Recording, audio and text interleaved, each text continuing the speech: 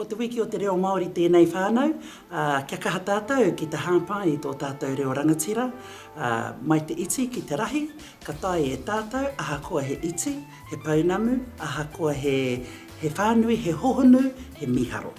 No reira whānau, ki Wainganui i a koutou whānau, ki te taha i o koutou hua rangatira, hua tāne rānei, tamariki, mokopuna, ka tae e tātou ki te whakaputa, he kupu, he rerenga kōrero, he whakaaro ātāhua, hei whakanui i tō tātou reo. Kia ora, ko Dawn Te Hiriripene ho tōku ingoa, no te whakatohia Ngāti Awa Ngāti Mani o Patohoki. Kia ha te reo, kia hauhea, kia kaha te reo, ko te reo te mauri o te mana Māori. Kia hau nei, ko Waira e kawe ana i tērā, ko aku mokopuna.